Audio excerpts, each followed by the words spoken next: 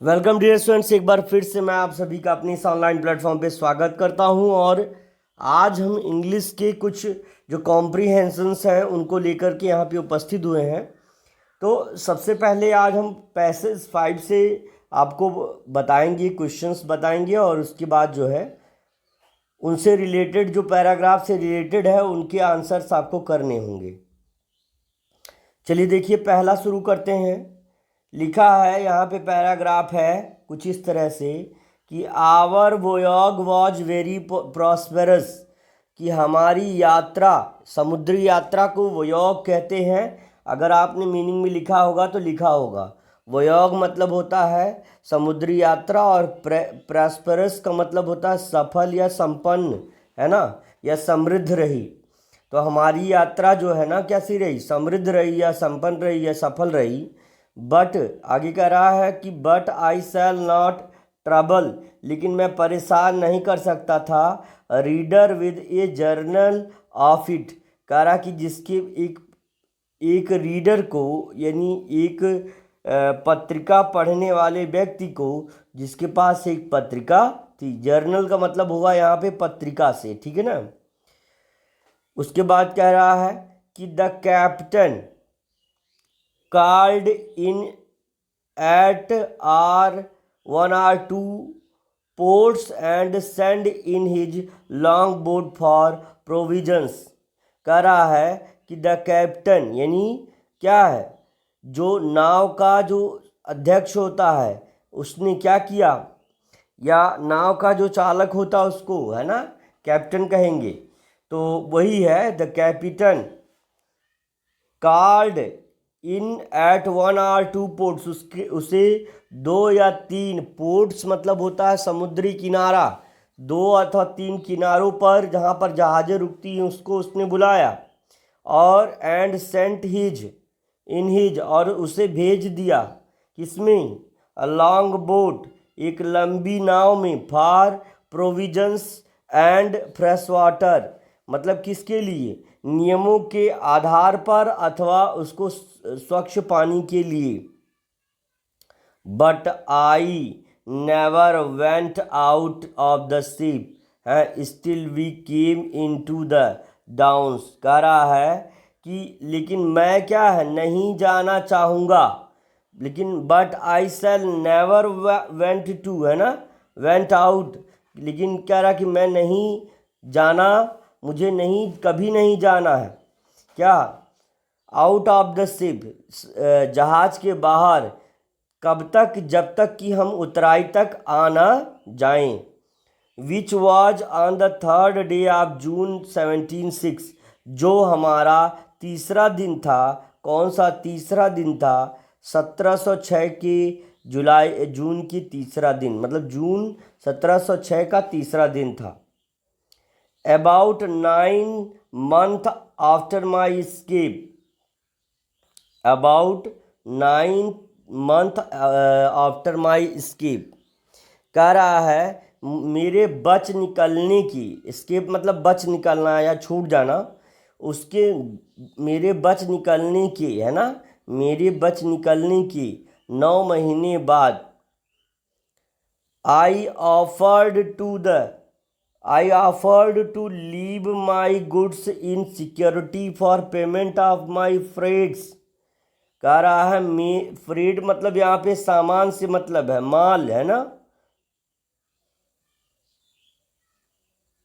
या सामान।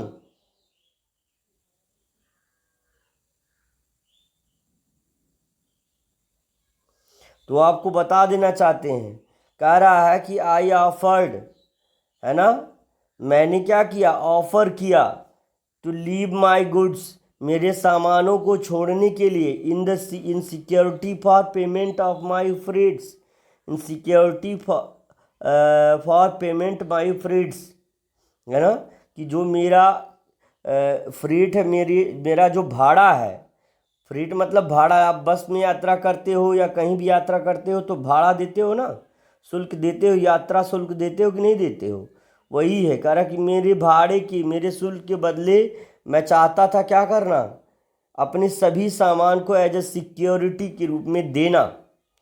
But the captain protested he would not receive one farthing. मतलब कह रहा कि लेकिन कैप्टन ने यानी जहाज के चालक ने मना कर दिया, यानी प्रोटेस्ट कर दिया है ना। ही would not receive one Farthing, कह रहा वह छोटा सा थोड़ा धन नहीं लेना चाहता है, वह थोड़ा ही धन, अल्प धन नहीं लेना चाहेगा। फिर कह रहा we took kind leave of each other, हम दोनों ने एक दूसरे का विनम्रता पूर्वक एक दूसरे को क्या कर दिया, अलविदा कह दिया। And I made him promise, और मैंने उससे वादा किया। क्या वादा किया भैया इसने,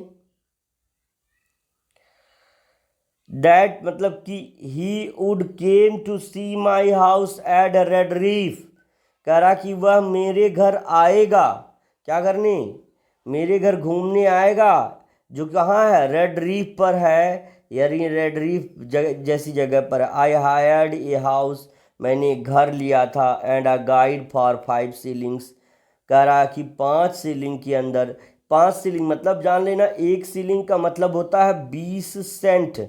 सेंट जो होता है ब्रिटिश कॉइन होती है, मतलब ये समझ लीजिए कि एक सीलिंग का मतलब 20 रुपया, तो वही चीज़ है। विच आई बारोड फ्रॉम कैप्टन, और ये सामान तो दिया ही नहीं इसने, और उल्टा ही जो जल का जो मतलब जो जहाज का चालक था उससे इसने क्या कर लिया, उधार ले लिया था, बारोड कर लिया था, मांग लिया था। अब आपका प्रश्न जाता है, पहला प्रश्न आपके सामने ये रहा कि आगे है कि when the writer uses the word prosperous, कि जब लेखक ने प्रॉस्पेरस नाम का शब्द प्रयोग किया टू डिस्क्राइब द वोयोग, है ना, ही मीन्स दैट, कह रहा है वोयोग यानी समुद्री यात्रा को दर्शाने के लिए जब उसने प्रॉस्पेरस वर्ड का प्रयोग किया, प्रॉस्पेरस शब्द का प्रयोग किया, है ना, तो उसका अभिप्राय किससे था, इट मेड हिम रिच, इसने उसे धनी बना दिया। गलत, उसके पास भाड़ा देने के लिए पैसा नहीं था, तो धनी कैसा था। इट मेड हिम हेल्दी, गलत जवाब ये भी। It made he it was uneventful, यह बहुत ज़्यादा मतलब क्या था, असहनीय था। इट वॉज वेरी प्लीजेंट, यह बहुत सुहावना था, तो ये बात सही है, वो बहुत सुहावना था। Option number 3 will be right for the question number 1। कह रहा है ऑन द वयोग, वयोग में यानी समुद्री यात्रा में, left the ship eight interval, जो लेखक था उसने क्या बीच में ही जहाज छोड़ दी। Was not able to leave ship because it did not stop, कह रहा वह जहाज छोड़ नहीं सकता था क्योंकि वह रुक नहीं रही थी। दूसरा है never left the ship at all, किसी तरह से भी वो जो है जहाज छोड़ नहीं सकता था। Never left the ship till they came down, कह रहा है कि एकदम यही सही जवाब है कि वो तब तक जो है जहाज को छोड़ नहीं सकता था कि जब तक उतराई ना आ जाए, जब तक कोई पोर्ट ना आ जाए, है ना। यही स्टेटमेंट आपका पैराग्राफ में है, इसको अगर आप देखना चाहेंगे तो आप देख सकते हैं। Option number 4 will be right. In the contest यानी वाक्यांश में द वर्ड प्रोविजंस का मतलब क्या है, प्रोविजन का शब्द का अभिप्राय क्या है, प्रोविजन का अभिप्राय क्या है। जो प्रोविजन लिखा हुआ है मतलब नियम कानून, है ना, नियम कानून कायदा, यही होता है प्रोविजन, है ना।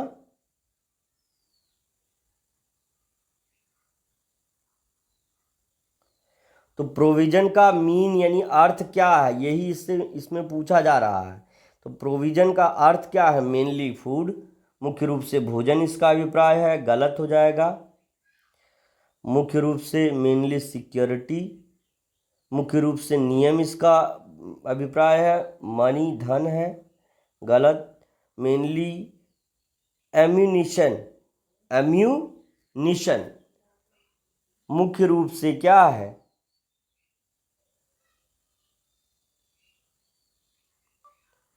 एम्यूनिशन।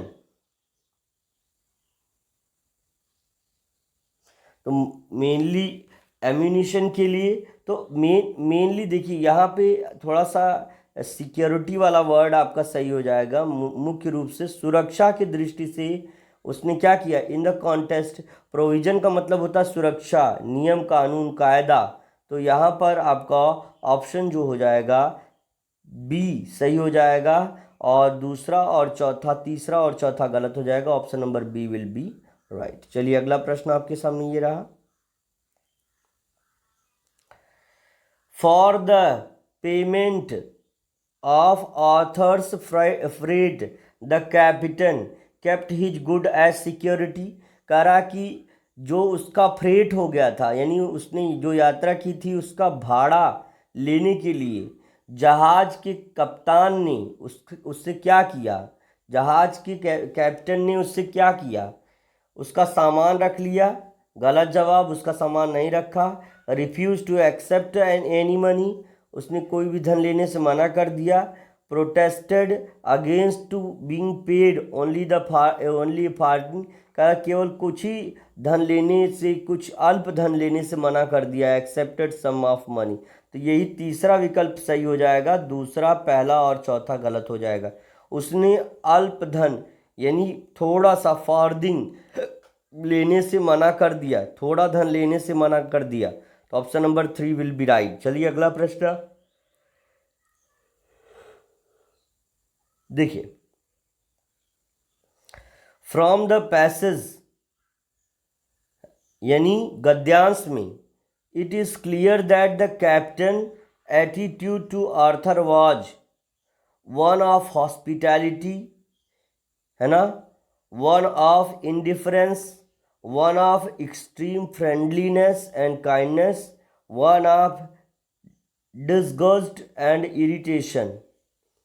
तो अब लेखक के लिए क्या है? लेखक के लिए यानी उसने उसका सामान भी नहीं लिया, और उसके बाद उसने कुछ पैसे, कुछ सीलिंग्स भी उससे लिए। तो उसका यह स्वभाव दिखाता है कि वह क्या था? One of the extreme friendliness, ज़्यादा मतलब मित्रवत था, और दयालु भी था, क्योंकि उसने उसका कम अल्प धन या थोड़ा सा धन नहीं लिया, है ना। और उसको 20 सीलिंग्स जो 100 सेंट के बराबर है, 100 सेंट के बराबर है, उसको भी उसने क्या है, नहीं लिया। तो ये उसकी दयालुता को दर्शाता है, उसकी क्या है, उसकी जो है उसकी समृद्धि को, उसकी जो उसको दर्शाता है, मतलब उसकी संपन्नता को दर्शाता है। तो अब यहाँ पे आपका हो जाएगा उसकी काइंडनेस को। तो ऑब्वियस सी बात है, option number 3 will be right.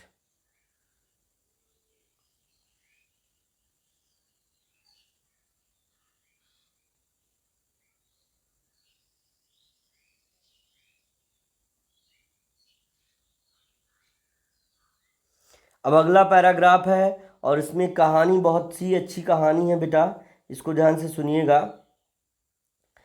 The a story that two friends were walking through the desert. कह रहा एक कहानी है जिसमें दो दोस्त एक मरुस्थल से होकर जाते हैं। During some points of journey, कह रहा कि कुछ ही दूर यात्रा करने के बाद दे हैड एन आर्ग्यूमेंट, उनकी बहस हो गई, उनका झगड़ा हो गया। एंड वन फ्रेंड स्लैप्ड, और एक दोस्त ने दूसरे दोस्त को क्या, एक झापड़ मार दिया तेजी से। One slap on in his face, उसके चेहरे पे एक झापड़ मार दिया।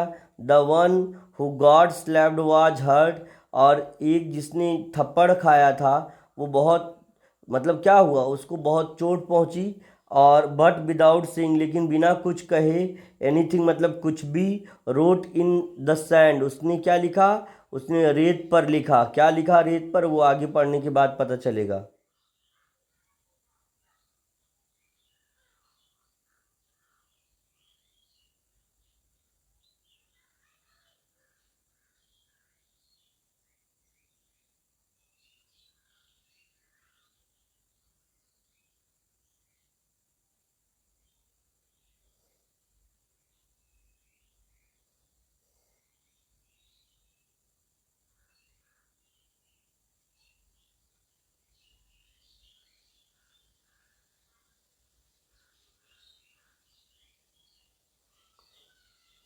तब जब दूसरा दोस्त थप्पड़ खा गया और उससे उसको चोट पहुंची, तो उसने क्या लिखा आप सभी को सुनना चाहिए कि today my best friend slapped मी, है ना, इन द फेस। आज मेरे दोस्त ने, मेरे पक्के मित्र ने मुझे मेरे गाल पर थप्पड़ मार दिया, है ना।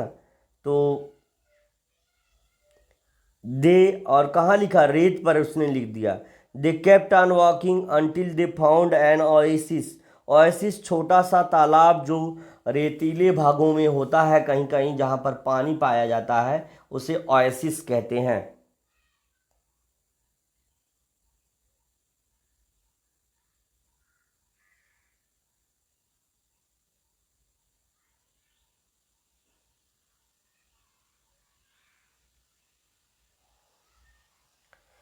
अब उसके बाद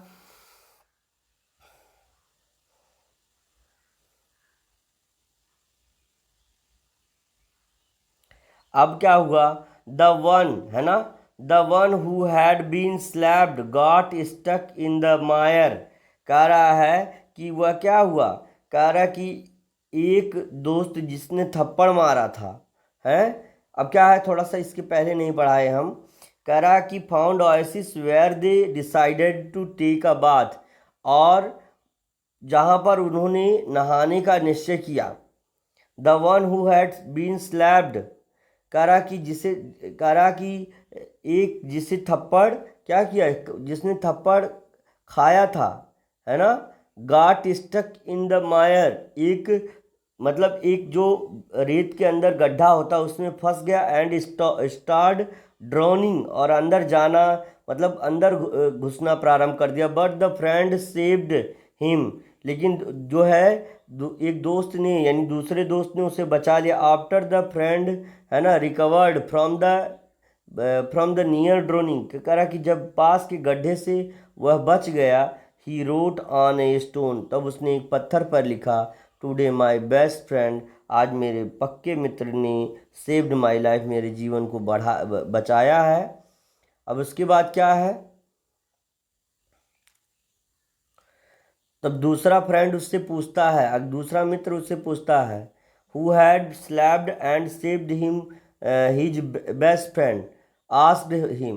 कह रहा है कि एक पक्के दोस्त ने, जो जिसने उसे थप्पड़ मारा था और उसका जीवन बचाया था, उसने पूछा कि, कह रहा है कि जब मैंने तुम्हें आफ्टर, है ना, I hurt you, you wrote in the sand. कह रहा कि जब मैंने तुम्हें मारा, तुम्हें चोट पहुंचाई, तुमने रेत पर लिखा, और करा and now you right on the stone, और जब मैंने तुम्हें बचाया है तो तब तुम क्यों पत्थर पर लिख रहे हो। वाई, इसका कारण क्या है। कह रहा कि जब उसने उसको चोट पहुंचाई थी तो उसने क्या किया था, रेत पर लिखा था, और जब उसने उसको बचाया है तब उसने उसको क्या है, एक चट्टान पर लिख दिया।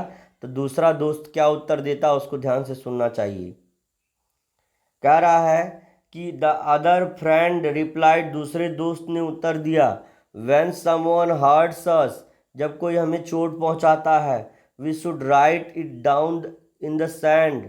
कह रहा कि हमें इसे रेत पर लिख देना चाहिए, क्यों, क्योंकि विंड ऑफ फॉरगिवनेस, मतलब क्षमा करने की जो हवा है, इरेज इट अवे, इसे मिटा करके क्या है, दूर ले जाएगी। But when someone does something good for us, जब कोई हमारे लिए अच्छा करे, वी मस्ट इनग्रेव इट, है ना, ऑन स्टोन। इनग्रेव का मतलब उकेरना, खोदना, तो हमें इसको खोद देना चाहिए, लिख देना चाहिए, कहाँ, ऑन द स्टोन्स, पत्थरों पर, where no wind can erase, जहाँ पर इसे कोई हवा मिटा नहीं सकती। तो बहुत अच्छी बात है कि अच्छे कर्मों को चट्टान पर लिख देना चाहिए जो अमिट रहे, और बुरे कर्मों को रेत पर लिख देना चाहिए जो क्या है, जो जो क्षमा करने वाली हवाएं हैं उसे मिटा दें।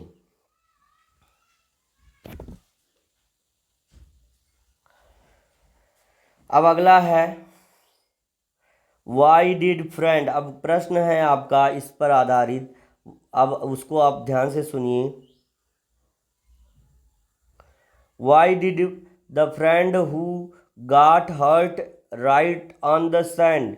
कह रहा क्यों उस मित्र ने जिसने क्या किया, got hurt, why did friend got hurt write on the sand. कह रहा कि क्यों उस मित्र ने जो जिसने जो चोट खाई थी उसने कहाँ लिखा, सैंड यानी रेत पर लिखा, है ना, रेत पर लिखा, क्यों लिखा, रेत पर क्यों लिखा। तो क्योंकि अब देखो यहाँ पे है, because he was very kind hearted, क्योंकि वह बहुत दयालु हृदय का था। Because he was too weak and take revenge, क्योंकि वह बहुत कमज़ोर था और वह बदला लेना चाहता था। Because he knew that the feeling of hurt was temporary, क्योंकि वह जानता था कि हृदय की जो भावनाएं हैं वो अस्थायी। Because he loved his friend so much, तो यही आपका हो जाएगा, है ना, because he new the feeling, तो यही चीज़ है, यही आपका option number 3 will be right हो जाएगा, तीसरा विकल्प ही सही हो जाएगा। अब कह रहा what is an oasis, oasis क्या होता है ना, एक ओएसिस क्या होता है, एक ओएसिस वह तालाब होता है,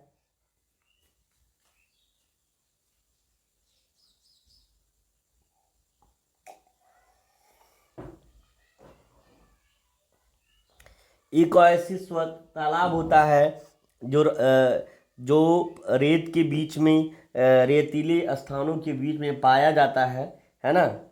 राजस्थान जैसी जगहों पर ओएसिस यानी छोटे तालाब, पानी के तालाब होते हैं।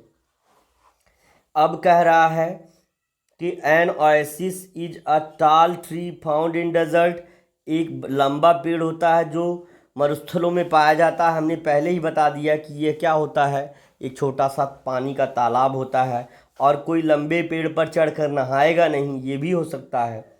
तो यहाँ से भी हम समझ सकते हैं गलत वाक्य है। अब अगला कह रहा है an oasis is a water body,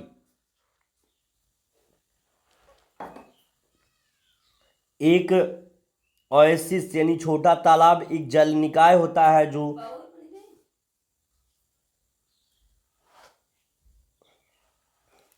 जो छोटा तालाब होता है जो मरुस्थलों में पाया जाता है। तो ये भी आपका रॉन्ग हो जाएगा, ये भी जो है आपका सही नहीं होगा, सॉरी, यही आपका सही हो जाएगा, यही आपका क्या हो जाएगा, सही हो जाएगा। तो an oasis is the water body found in the desert. तो अब इसके अलावा जब आपका सही विकल्प मिल गया तो आपका ऑप्शन नंबर 2 सही हो जाएगा, उसके बाद कोई भी ऑप्शन आपका सही नहीं रहेगा। तीसरा है वॉट डिड, है ना, what did one friend do after recovering from the near droning. कह रहा है कि एक दोस्त ने क्या किया जब वह एक गड्ढे से यानी एक दलदल से जो बच गया, निकल गया, सेव हो गया, बच गया, तो उसने क्या किया, भैया उसको तुमको पता होगा। ही रिब्यूक हिज फ्रेंड, है ना, उसने अपने फ्रेंड को रिब्यूक किया, और फिर करा he avenged by slapping his friend in his face, उसने तुरंत जो है उसका वो एहसान माना और उसने थप्पड़ लगा दिया अपने दोस्त के गाल पर। He wrote something on the sand in his praise, उसकी प्रशंसा से उसने उसको रेत पर लिखा। He wrote something about his friend to express his gratitude, है ना।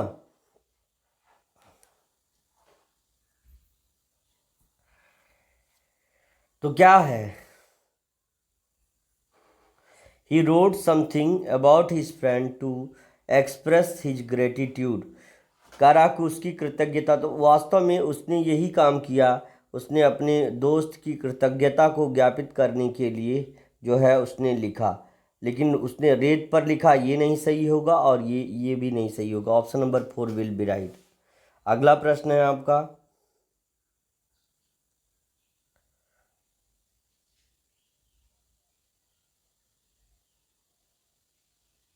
What does writing on stone suggest, पत्थर पर लिखना क्या सुझाव देता है।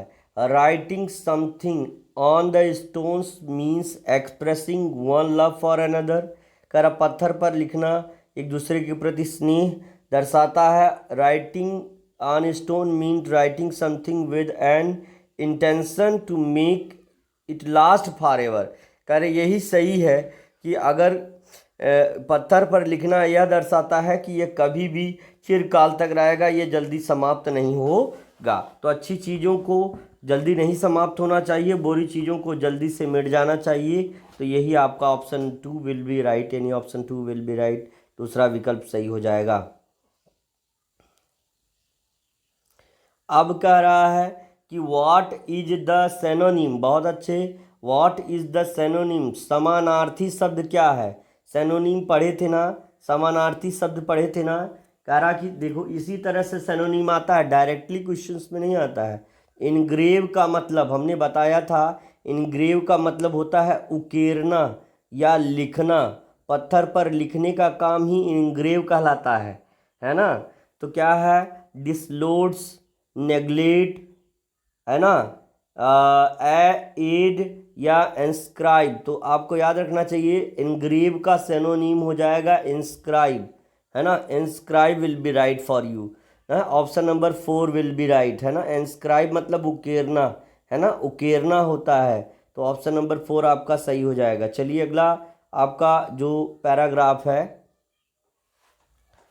थोड़ा सा हम इसको और छोटा कर ले रहे हैं।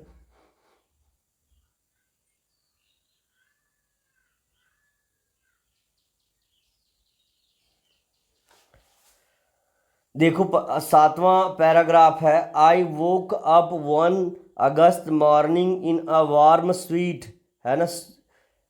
करा है कि इन अ वार्म स्वीट, है ना। करा कि I woke 1 August morning in a warm sweet, I ran to the refrigerator and get cold drink.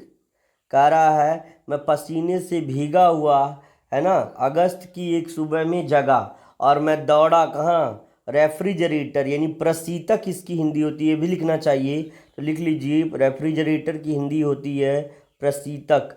क्या होती है, प्रशीतक, जो शीतक कर दे यानी ठंडा कर दे, है ना। फ्रिज जिसको हम शॉर्ट में कह सकते हैं। टू गेट कोल्ड ड्रिंक, एक तरल पेय लेने के लिए मैं, मतलब एक पसीने से भीगा हुआ मैं अगस्त की एक सुबह में जगा और दौड़ करके रेफ्रिजरेटर के पास गया तरल पेय लेने के लिए। But the refrigerator was broken, लेकिन रेफ्रिजरेटर टूट गया था। And all the drinks were as hot as, है ना, मी। कह रहा कि लेकिन सभी जो तरल पेय थे उतने ही गर्म थे जितना मुझे गर्मी हो रही थी। I walked over my electric fan, मैं अपनी बिजली के पंखे की ओर दौड़ा। But it was not working इधर, और यह लेकिन ये भी काम नहीं कर रहा था। And I turned on the television and finally realize that electricity in my house was out. और मैंने क्या किया, टर्न ऑन, मैंने अपना टेलीविज़न यानी दूरदर्शन चलाया, लेकिन फिर भी मुझे एहसास हुआ कि हमारे घर की बिजली चली गई है।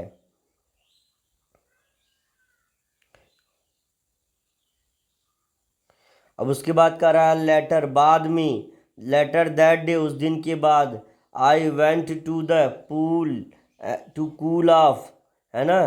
कह रहा है कि मैं तालाब गया क्या करने, टू कूल ऑफ, ठंडे होने के लिए। आई डिप्ड राइट इन, आई डिप्ड राइट इन, मैं उसमें क्या है, आई डिप्ड राइट इन, मैं उसमें गोता लगाता रहा। आई स्विम 8 लैप्स, है ना, बिफोर आई गॉट टायर्ड, कर मैं 8 बार इधर उधर तैरा जब तक मैं थक नहीं गया। My friend Lucy then bought me an ice cream cone, तब मेरी दोस्त लूसी ने एक आइसक्रीम का कोन मेरे लिए लाया। I got a vanilla ice cream, मैंने एक वैनिला आइसक्रीम पाई, या मैंने एक वैनिला आइसक्रीम प्राप्त किया। विद रेनबो स्प्रिंकल्स, जिसके ऊपर क्या है, रेनबो स्प्रिंकल्स बने हुए थे, यानी इंद्रधनुष की तरह आकृतियां बनी हुई थी। Even though it was really hot, फिर भी यह बहुत गर्म था। I did have a lot of fun, मैंने क्या, बहुत सारा आनंद लिया या मैंने बहुत मज़े किए। तो वही चीज़ है। आगे है प्रश्न इससे संबंधित, what did the narrator want from the refrigerator. कह रहा है कि लेखक रेफ्रिजरेटर से क्या चाहता था। A ham sandwich, a fan, a drink, an apple. तो एक पेय चाहता था, तरल पेय। अकॉर्डिंग टू द पैराग्राफ आपको चलना है, तो आपका ऑप्शन पहला ही सही हो जाएगा। तीसरा ही सही हो जाएगा। दूसरा, पहला और चौथा विकल्प आपका गलत हो जाएगा। अगला है वाई डज अगला है why does electric fan not work. क्यों इलेक्ट्रिक फैन काम नहीं कर रहा था। इलेक्ट्रिक फैन काम क्यों नहीं कर रहा था, यही पूछ रहा है। Why does electric fan not work, क्यों इलेक्ट्रिक फैन काम नहीं कर रहा था। तो इसका उत्तर है इट वॉज ब्रोकन, ये टूट गया था। गलत। इट नीडेड बैटरीज, इसको बैटरी की ज़रूरत थी, ये भी गलत, ये भी गलत। The power was out, it was not oiled. तो ये आपका ऑप्शन 3 सही हो जाएगा। द पावर वॉज आउट यानी बिजली ही चली गई थी। थोड़ा सा पानी भी हम पी लें, क्योंकि काफ़ी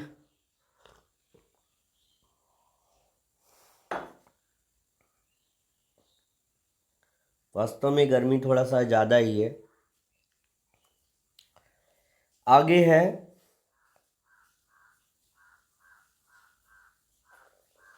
how many laps did not it take for narrator to tire the pool. कितनी बार उसको गोता लगाना पड़ा, मतलब टायर्ड होने के लिए, तालाब में टायर्ड होने के लिए उसको कितनी बार गोता लगाना पड़ा। 2 बार, 4 बार, 6 बार अथवा 8 बार।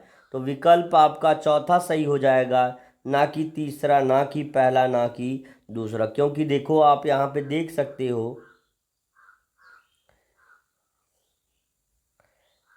यहाँ पे देखिए लिखा हुआ है कि आई स्विम 8 लैप्स, है ना, बिफोर आई गॉट टायर्ड। मैं थकने से पहले मैं 8 बार मैंने गोता लगाया।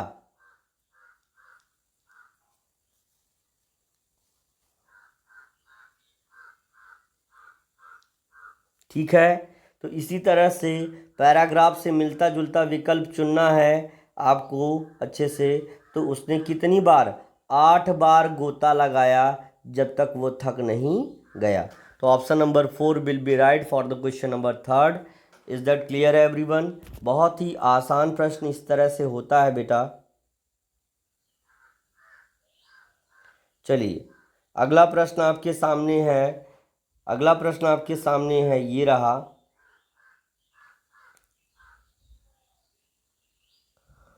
Who bought the narrator an ice cream for ice cream cone.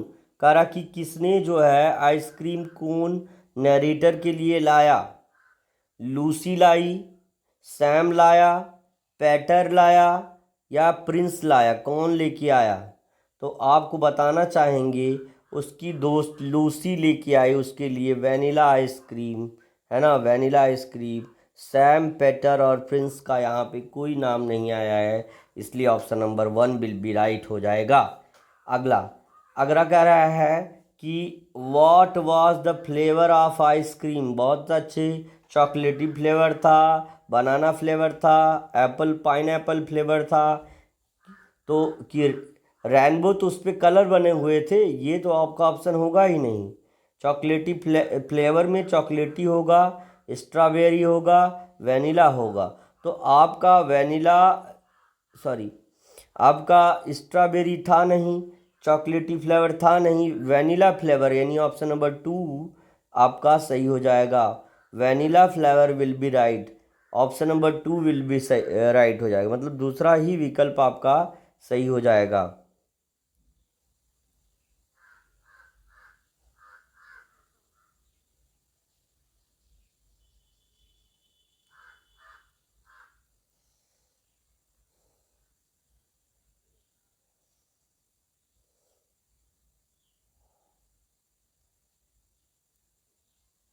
अगला है 8वां पैराग्राफ, यहाँ रहा आपका 8वां पैराग्राफ। 8वां पैराग्राफ यहाँ रहा आपका।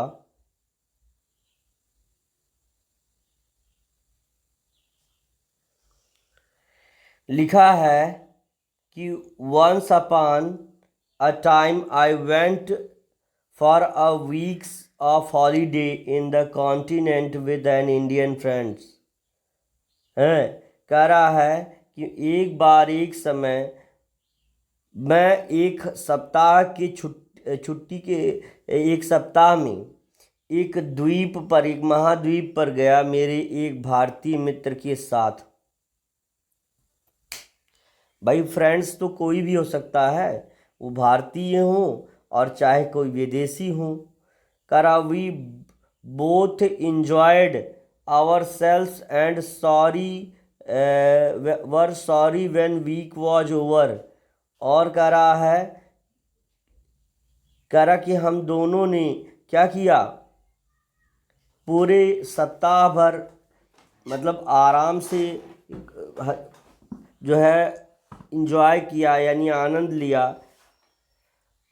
और कह रहा were sorry when week was over, और जब जो सप्ताह समाप्त होने लगा तो एक दूसरे को क्या बोला, धन्यवाद बोला।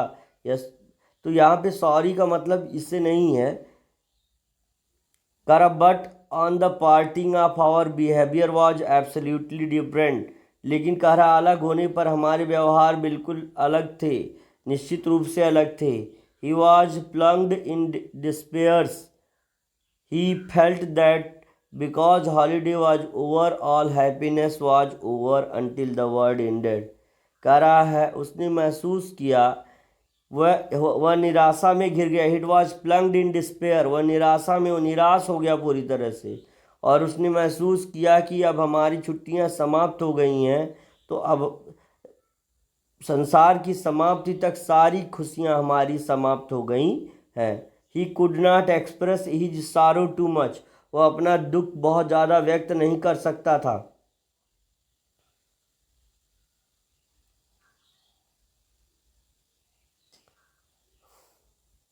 But in me Englishman came out strong। कह रहा लेकिन मेरे अंदर एक अंग्रेज व्यक्ति अच्छे से मजबूती से था। I could not see what there was make a fuse about। It was not as if we were parting forever or dying। Buck up, I said, do buck up। He refused to buck up and left him plunged in gloom। कह रहा है कि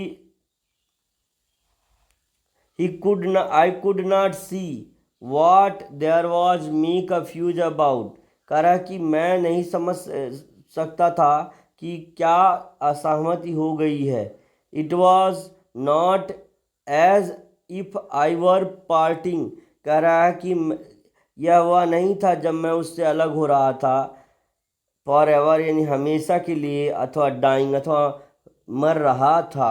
backup, मैंने कहा backup, खुशी से अलविदा करते हैं, डू बकअप, है ना।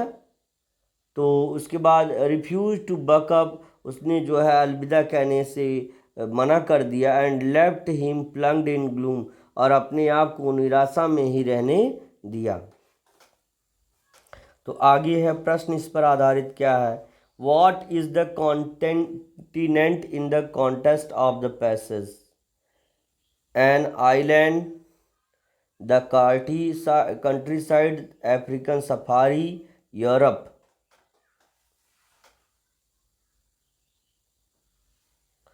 यहाँ पर कॉन्टेंस में कॉन्टिनेंट का मतलब क्या है, एक एन आइलैंड यानी एक द्वीप पर जाने से अभिप्राय है। तो यहाँ पर द्वीप को ही कॉन्टिनेंट का दर्जा दे रहा है, एक द्वीप पर जाना, है ना। तो island will be answer and option number 1 will be right.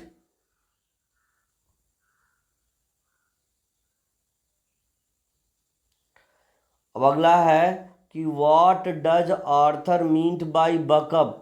Backup से क्या मतलब है, अभिप्राय है, क्या बकअप से अभिप्राय है, किसका, लेखक का क्या अभिप्राय है?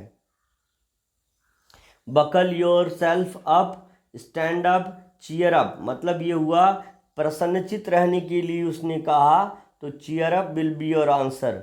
Option number 3 will be right. Cheer up हो जाएगा, बकअप का मतलब हो जाएगा चीयर अप, यानी प्रसन्न रहना। क्या रहना? प्रसन्न रहना।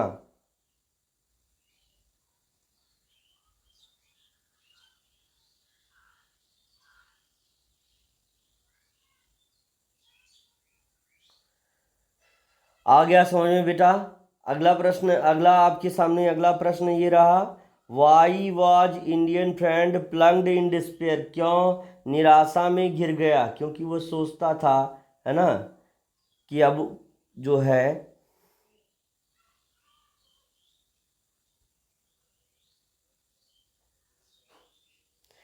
ही वॉज होपलेस, क्योंकि वह निराश हो गया था। He experienced racial discrimination. He would never be so happy again. He had spent a lot of money. तो he was hopeless, वह निराश था। इसलिए क्या है? He was hopeless, वह निराश व्यक्ति था, है ना, इसलिए वो जो है क्या है, निराशा से घिर गया। उसे लगता था कि जब तक हम लोग छुट्टियां मना रहे हैं यही हमारे लिए सबसे, अपने कार्य को अगर हम एंजॉय करें तो हमारे लिए हर दिन छुट्टी, हर दिन होली, हर दिन दीपावली है। इसलिए option number first will be right. Option number first will be right. What does, है ना, but in me the English man came out strong imply. कह रहा है कि what does but in me Englishman came our strong imply का क्या अभिप्राय होगा? He was strong Englishman, he had a typical English character, the English man went out of him, he started following Indian tradition। तो कह रहा है यहाँ पे he was strong Englishman, या यहां पर हो जाएगा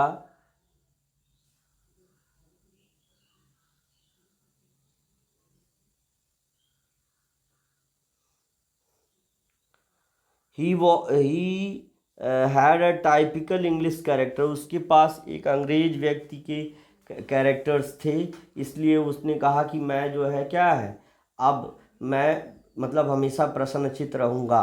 तो ये ऑप्शन आपका जो है ऑप्शन 2 आपका सही हो जाएगा।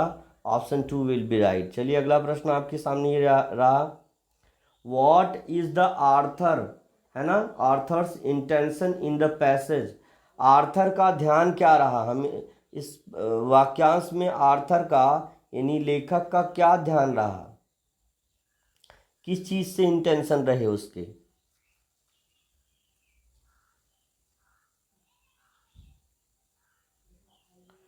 To contrast the Indian character with English character, to show the Indian is sorrowful, to ridiculous Indian tradition, to praise the Englishman।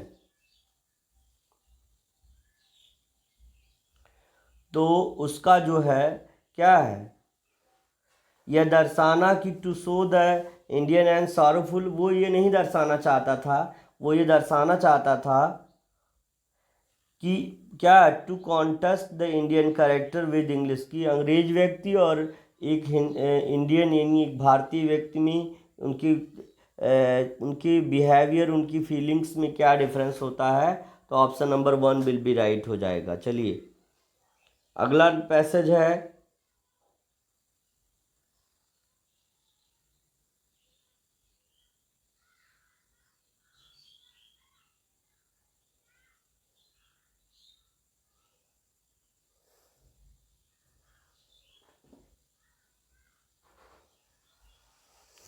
यही लास्ट रहेगा।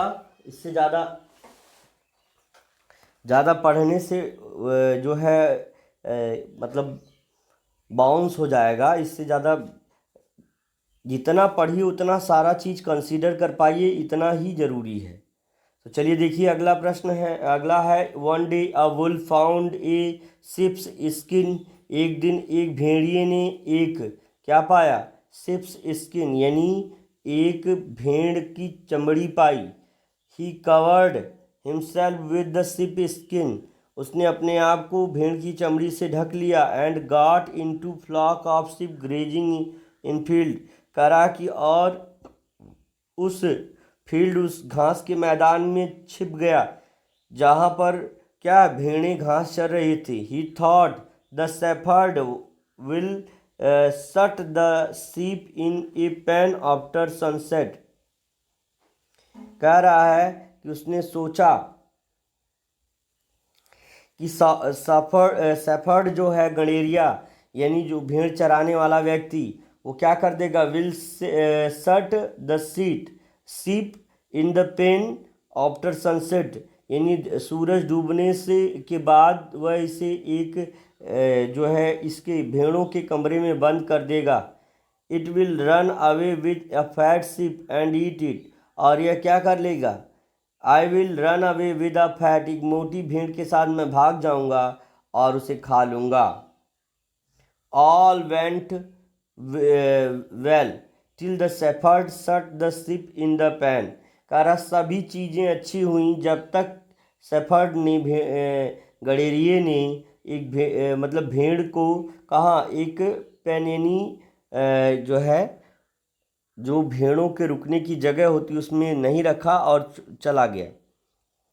द वुल्फ वेटेड पेशेंसली, धैर्य से भेड़िया इंतजार कर रहा था। For the night to advance, है ना, एडवांस में यानी अति शीघ्रता में पहले से ही जो है भेड़िया क्या है, रात होने का इंतजार कर रहा था। एंड ग्रो डार्कर, और अंधेरा हो गया। But then an unexpected thing happened, one of the servant of the shepherd entered the pen, कह रहा लेकिन क्या हुआ कि अनएक्सपेक्टेड अनचाही घटना हो गई। कैसी घटना? अनचाही, जो उसको अनएक्सपेक्टेड था, मतलब जो उसने सोचा नहीं था। One of the servant of the shepherd, यानी जो गडेरिया था उसका एक नौकर, क्या किया? वन ऑफ ही सर्वेंट, है ना, उसका एक नौकर, of shepherd entered the pen, यानी उस जो है भेड़ों के घर में आया। हिज मास्टर हैड, है ना, sent him to bring a fat sheep for supper, उसका मालिक एक मोटी भेड़ रात्रि की, है ना, सपर का मतलब रात्रि का भोजन, एक रात्रि के भोजन के लिए उसने क्या किया था, उसके मालिक ने उसे भेजा था। एज लक, भाग्य से, वुड हैव इट, और उसने उसे पाया भी। The servant picked up the wolf dressed in the sheep skin, कह रहा है कि अब गलती से क्या हुआ, क्योंकि भेड़ की खाल पहन करके भेड़िया महाराज बैठे थे। अब उसने क्या किया कि चूँकि ड्रेस्ड शिप स्किन्स मतलब भेड़ की खाल पहन करके भेड़िया बैठा था, उसने उसे उठा लिया। That night shepherd and his guest had wolf for supper, उस रात्रि जो है क्या था, उसके मालिक और उसके मेहमानों के पास भेड़िया था। किसकी चीज़ के लिए? सपर, यानी रात्रि के भोजन में। तो अब इसका मतलब ये हुआ कि लालच से अगर हम किसी कार्य को करना शुरू करते हैं या चाहते हैं तो उस कार्य का जरूरी नहीं कि सही ही परिणाम हो, उसका बुरा परिणाम भी हो सकता है। चलिए करा, why did the wolf cover himself with the sheep skin and get into flock of sheep, करा why did wolf cover him, क्यों भेड़ों ने, why did wolf cover him with the sheep skin and get into a flock. He wanted to look like a beautiful sheep, कह रहा वह सुंदर भेड़ की तरह दिखना चाहता था। He wanted to eat a sheep, वो एक भेड़ खाना चाहता था। He wanted to enter into pen, वह दरबे में घुसना चाहता था। He wanted to make friend with sheep, गलत जवाब, वह एक भेड़ खाना चाहता था। Option number 2 will be right, option number 2 will be right, वह एक भेड़ खाना चाहता था। अगला है कि how did wolf meet his end, कह रहा है कि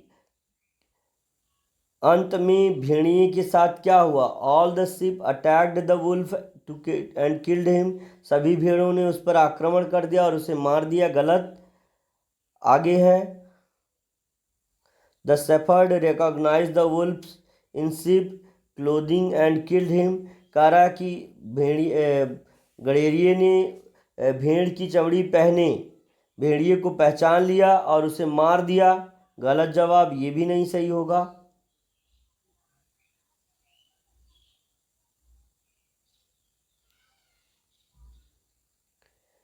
The shepherd's servant picked up and Wolf dressed in the sheep skin for supper, कह रहा है कि जो शेफर्ड का जो नौकर था उसने क्या किया, भेड़ की चमड़ी पहने क्या है भेड़िए को उठा लिया, किसके लिए, रात्रि के भोजन के लिए, तो यही सही है। The wolf died of a serious disease, गलत जवाब है। तो ये आपका ऑप्शन 3 सही हो जाएगा, तीसरा ही विकल्प आपका सही हो जाएगा। चलिए अगला प्रश्न देखते हैं। What is the moral of this passage, इस पैराग्राफ की, इस वाक्यांश का क्या मॉरल है, क्या इससे आपको नैतिक शिक्षा मिली, है ना। कह रहा an evil design had an evil end, कह रहा एक बुरे कार्य का बुरा नतीजा होता है। Pen is mightier than sword, might is right, die in harness, तो ऑप्शन नंबर जो है 1 सही हो जाएगा कि बुरे काम का बुरा नतीजा, बुरे काम का क्या हो जाएगा, बुरा नतीजा। अगला है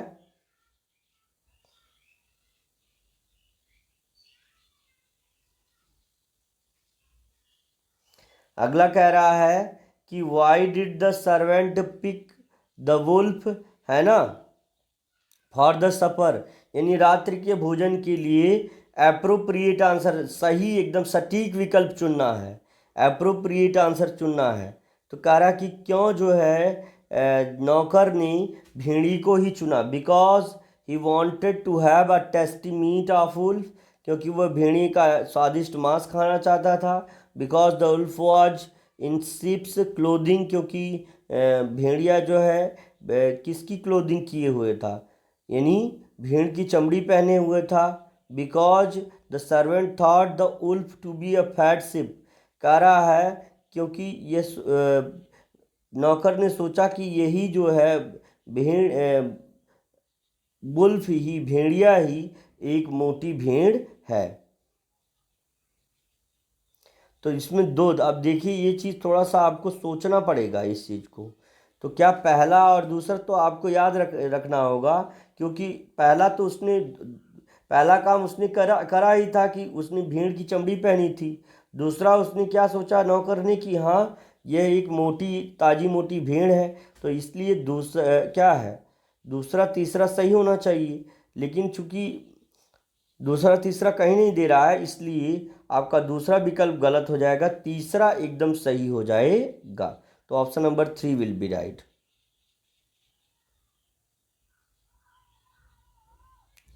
पांचवा है what is antonym of word sought as used in the passage,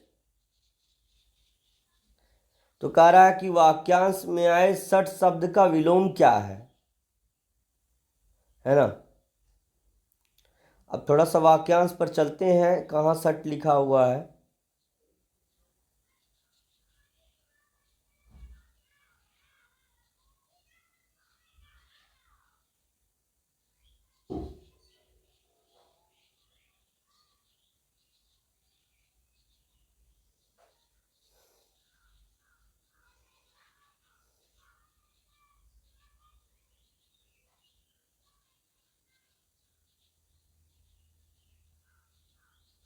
the यहाँ पे है the shepherd will shut the sheep in the pen, हाँ बंद कर देना।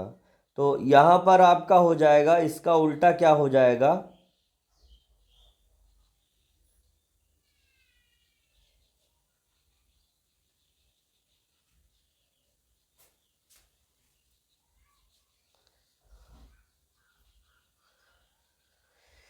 बंद कर देना का उल्टा क्या हो जाएगा, शट का मतलब होता है बंद कर देना, किल मतलब मारना होगा, तो ये गलत बात है, इसका उल्टा नहीं होगा। क्लोज मतलब बंद कर देना, तो ये तो सिनोनिम हो गया। इम्प्रिजन मतलब जेल में डाल देना, तो और फ्री मतलब स्वतंत्र कर देना, तो यही शट का मतलब बंद कर देना और फ्री का मतलब हो जाएगा खोल देना, तो ये आपका ऑप्शन सही हो जाएगा। ठीक है बेटा, आज बस इतना ही, मिलते हैं अगले सेशन में, तब तक के लिए thank you, best of luck, see you tomorrow, अपना ख्याल रखिए, खूब मेहनत से पढ़िए। मिलते हैं अगले क्लास में, कल आपकी क्लासेस ऑफ रहेंगी, ठीक है ना। चलिए ठीक है।